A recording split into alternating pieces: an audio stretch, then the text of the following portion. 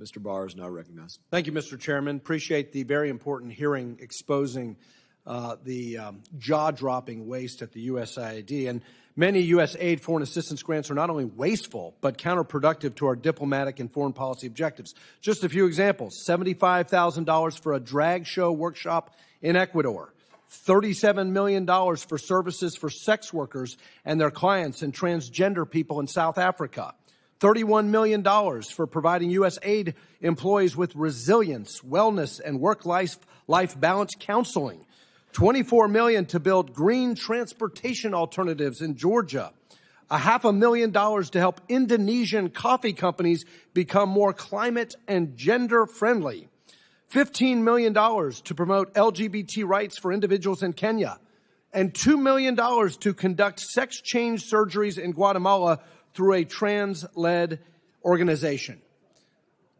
My colleagues on the other side of the aisle are whining that President Trump has fired the Inspector General of this agency. Thank goodness for President Trump for firing an Inspector General for not exposing what Elon Musk has exposed with this waste. Are these programs what hardworking American taxpayers should be funding? But let me focus on Uganda because my colleague from Texas raised that issue, a country that has thousands of soldiers fighting for our counterterrorism interests against al-Shabaab in Somalia. And that country was severely punished by the Biden administration for signing its anti-homosexuality law into law in May of 2023. The Biden administration revoked Uganda's AGOA eligibility, enacted visa restrictions on Ugandan individuals, and pressured the World Bank to prohibit new public financing. Despite this, USAID has provided a $600,000 grant to, quote, empower Uganda's LGBT community to push back against this legislation, and a $5.4 million grant to shift public perception and attitudes in Uganda towards LGBT acceptance and to train LGBT individuals on the skills needed to engage in the economy. Now, in Uganda, China is expected to finance the $5 billion East African crude oil pipeline directly because Western leaders and the World Bank are walking away from the project because the Biden administration's response to their own domestic legislation.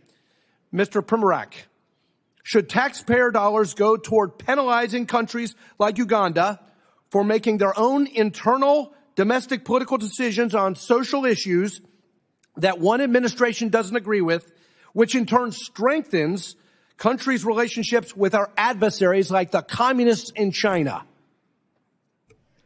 Congressman, I've spoken to many officials from the region there, and they explained to me their shock when they would prepare for meetings with Secretary Blinken.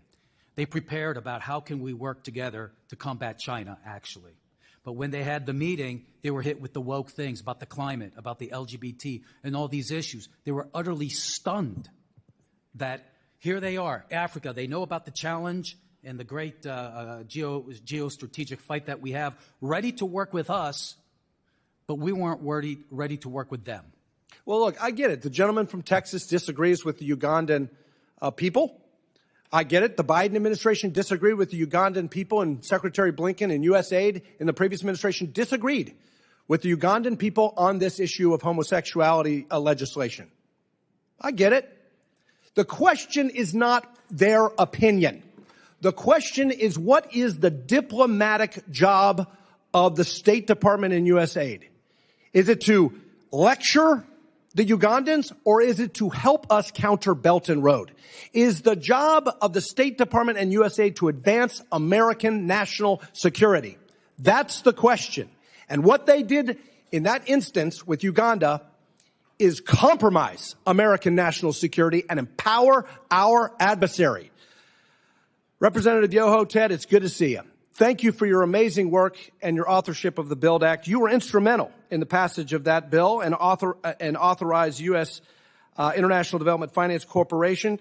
Can you see DFC playing a much more effective role in advancing our interests abroad and countering China's Belt and Road? Absolutely. And if you could, how can reforms like equity scoring and country eligibility changes help U.S. investments in countries like Panama?